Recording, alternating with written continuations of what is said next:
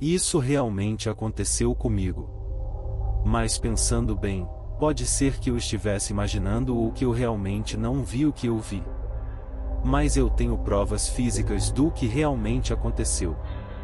Quando eu era bem mais novo eu morava em uma rua chamada Vila, em Fresno, na Califórnia.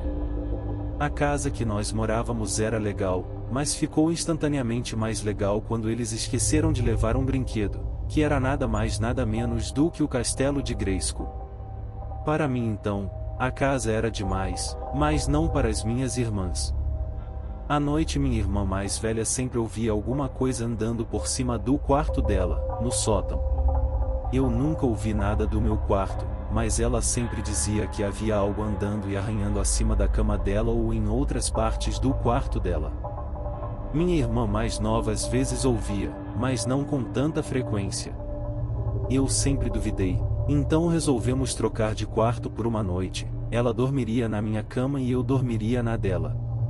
Até então, a noite estava tranquila, eu não havia visto nem ouvido nada enquanto estava deitado e acordado na cama dela, então resolvi ir dormir.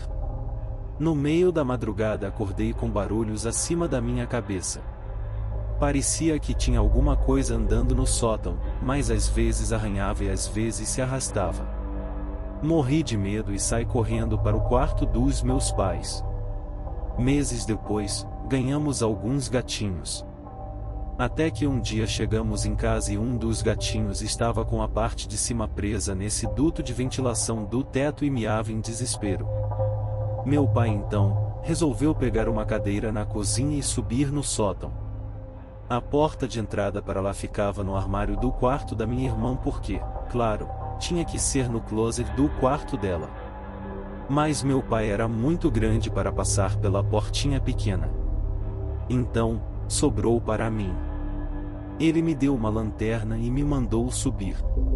Subi e evitei olhar para a parte que era o quarto da minha irmã, olhava apenas para frente para onde o gatinho estava. Eu tento pegar o gatinho mas ele está com medo. Finalmente depois de um pouco de luta consigo pegar o gato e quando eu estava me virando para voltar da onde eu saí eu virei para olhar para onde era o quarto da minha irmã. E, para o meu espanto, tinha uma criatura que parecia um cachorro mas não era um cachorro lá. Não se movia, não respirava, não piscava. Apenas olhava para mim. Nesse ponto eu só queria sair correndo com o gatinho de lá. Eu dou o gatinho para alguém que estava com a mão estendida e pulo para fora a tempo de ouvir um barulho enorme vindo do sótão. Eu saí correndo pela porta da frente e me recusei a entrar na casa novamente. Passei as próximas 2 semanas dormindo na casa da minha avó. Ninguém acreditava na minha história, apenas as minhas irmãs. Após o ocorrido, meu pai subiu lá para ver o que tinha lá em cima mas não achou nada. Alguns meses depois, ninguém mais lembrava do ocorrido. Eu, minha mãe e minhas irmãs tínhamos saído para fazer umas compras, quando meu pai estava em casa bêbado limpando e arrumando as munições de sua arma. Sim, tudo poderia dar errado pois bebida e arma. Quando a arma acidentalmente disparou acertando o ático. Meu pai disse que ouviu algo como um uivo de dor e uma coisa quebrando o quarto da minha irmã. Era como aquele cachorro que não era um cachorro que caiu do sótão, e saiu correndo, arranhando as paredes do corredor, quartos até chegar à porta da frente. Quando voltamos para casa, vimos a porta do closet da minha irmã arranhada, junto com alguns arranhões nos corredores e na porta da frente que estava escancarada. Nossos vizinhos disseram que viram uma criatura correndo da nossa casa para a rua. Eles também não conseguiam identificar o que era.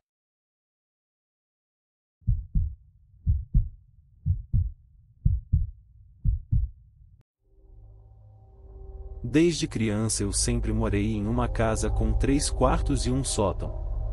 Eu tenho um irmão e 2 irmãs, então dividimos os quartos.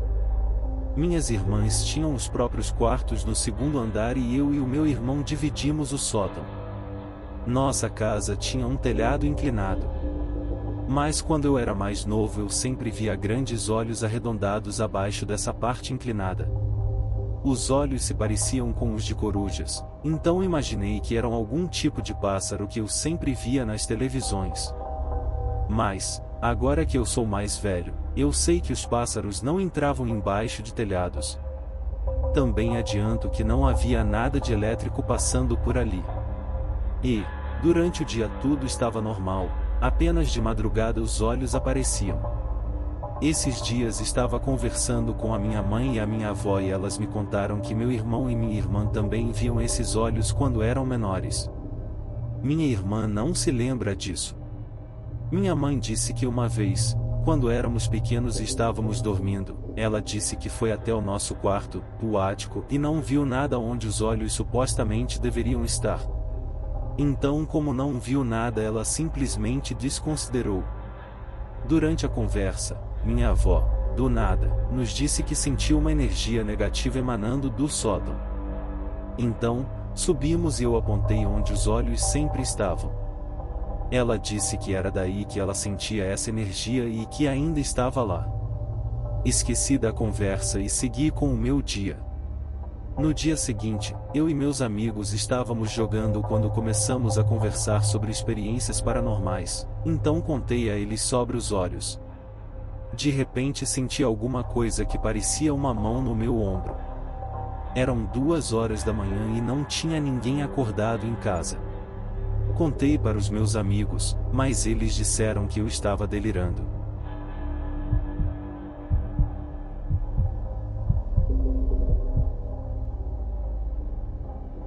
Em 2005 eu aluguei uma casa no sul da Flórida. No sótão eu encontrei um cômodo que tinha 2 portas. Uma, menor, era um pequeno armário e a outra levava ao telhado antigo. Aparentemente, construíram um telhado novo sobre o telhado antigo. O sótão era medonho e todas as paredes tinham marcas de unhas de coisas escritas por todos os lugares. Pareciam que uma criança havia desenhado e escrito essas coisas. Era meio estranho, mas nem liguei. Mais sobre a casa, era uma casa antiga com 4 quartos, um ótimo escritório, uma cozinha e uma lavanderia externa. Os moradores da Flórida sabem o quanto uma lavanderia externa é importante. Quanto menos calor dentro da casa, melhor. Um quintal enorme, uma pequena oficina nele e um muro que nos dava privacidade para usar a piscina. Quando nos mudamos, eu e minha atual esposa, colocamos uma tela protetora ao redor da piscina, pois eu e minha ex-esposa temos uma menina de 4 anos de idade que ainda não sabe nadar, ao contrário do seu irmão de 9 anos de idade. Minha ex-sogra tinha uma loja de materiais de piscina, assim, conseguimos telar sem gastar muito dinheiro. 6 meses morando na casa, eu e minha atual estávamos planejando nosso casamento e ao mesmo tempo planejando uma gravidez. Descobrimos uma gravidez no dia da despedida de solteiro, então estávamos muito alegres.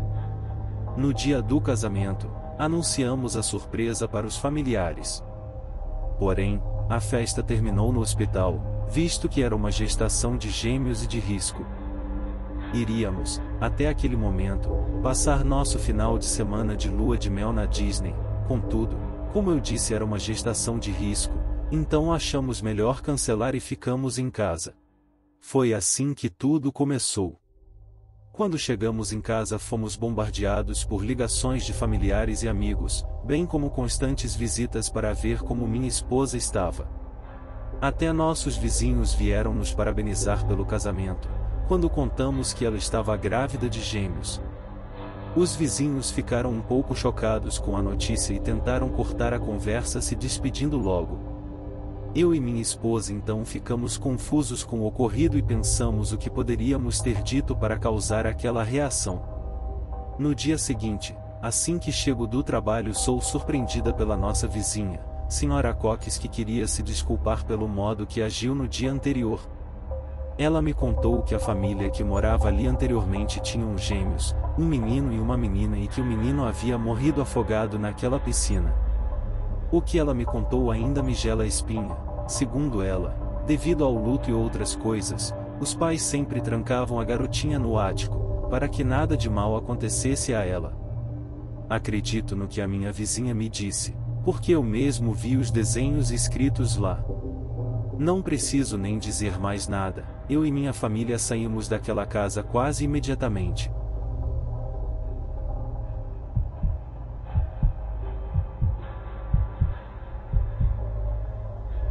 Eu tenho 24 anos e moro sozinho há 2 anos.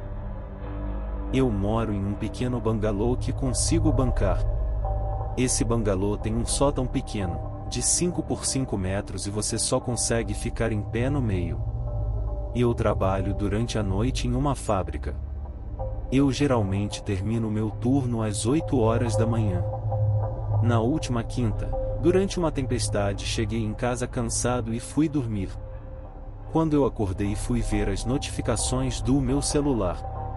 Eu tenho uma câmera do lado da campainha de casa, mais especificamente, uma que mostra quem está na frente da minha casa.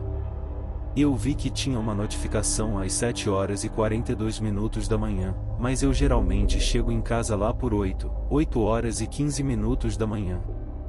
Resolvi checar os vídeos de segurança. Havia um homem tentando arrombar a minha porta, mas uma vez que viu a câmera ele parou e fugiu.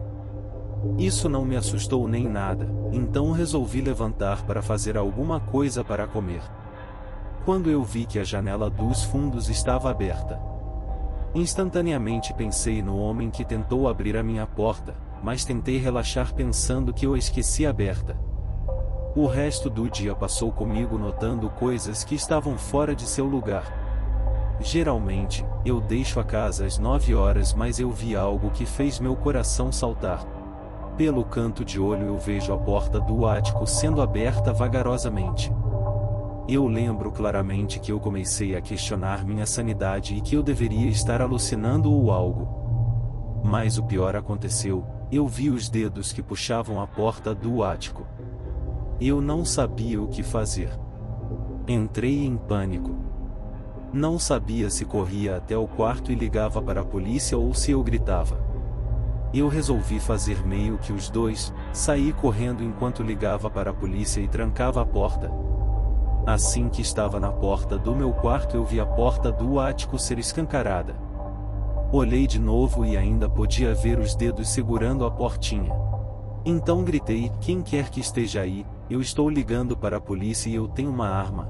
Obviamente eu não tenho uma arma. Se você sair daí eu vou atirar em você. A adrenalina estava fazendo minhas mãos e a minha voz tremerem.